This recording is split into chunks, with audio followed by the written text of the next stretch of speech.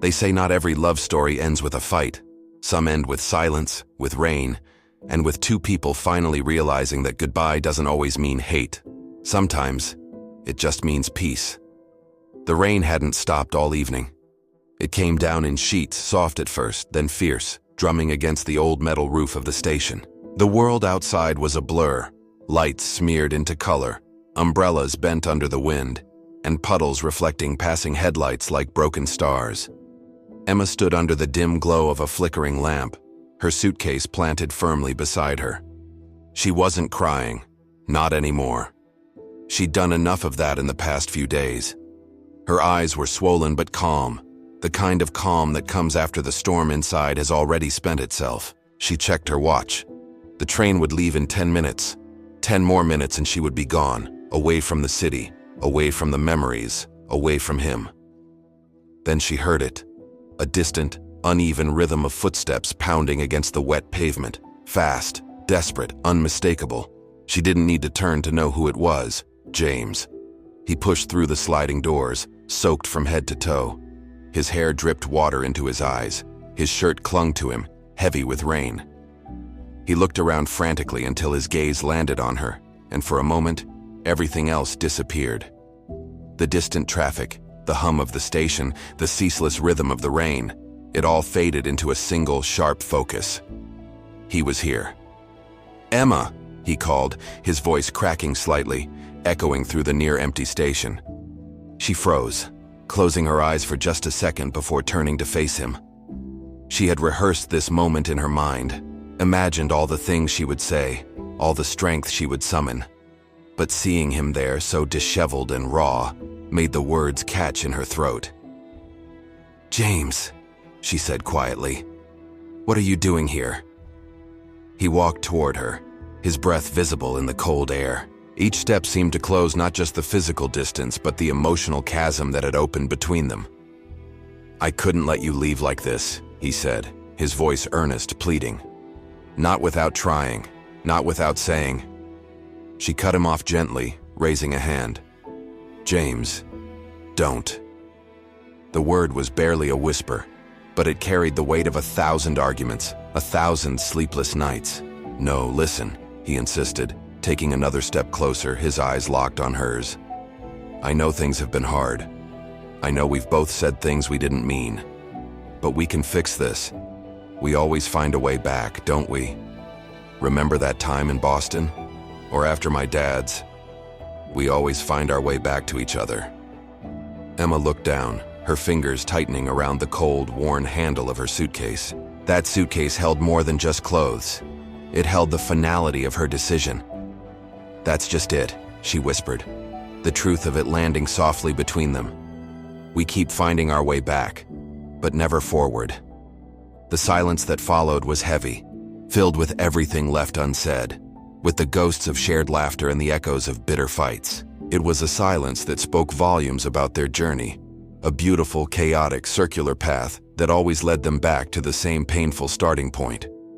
The station speakers buzzed with a faint, unintelligible announcement, a sound from another world, but neither of them heard it. James took another step, his voice dropping, becoming more intimate, more desperate. "I love you, Emma. Isn't that enough?" Her eyes glistened, and for a moment, the calm she had fought so hard for threatened to break. A single tear escaped, tracing a path down her cheek. "Sometimes love isn't the problem," she said, her voice almost breaking. "Sometimes, it's everything else. It's the late-night arguments, the misunderstandings, the way we try to change each other into people we think we need. We've become architects of our own misery, building walls with bricks of love and good intentions." He opened his mouth to speak, to argue, to offer another promise, but she shook her head slowly. Her gaze was soft, filled not with anger, but with a profound, aching sadness. "We've tried, James. We've fought, we've held on, and we've hurt each other trying to make it work. We've torn each other into pieces, hoping to fit them back together in a new way. But the edges are too sharp now. Maybe this time, letting go is the kindest thing we can do. For both of us." The train's whistle screamed in the distance.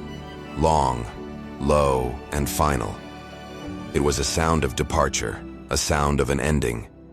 More tears mingled with raindrops on her cheeks as she lifted her suitcase. The weight felt different now. Lighter, somehow. James stood still, his shoulders trembling, his lips parting to say something. But the words never came. What was there left to say? He had used them all up.